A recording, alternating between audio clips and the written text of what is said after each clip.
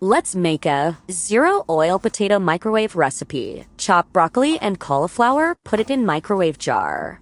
Now easily slice the clean small potato into small cubes and put it into same jar.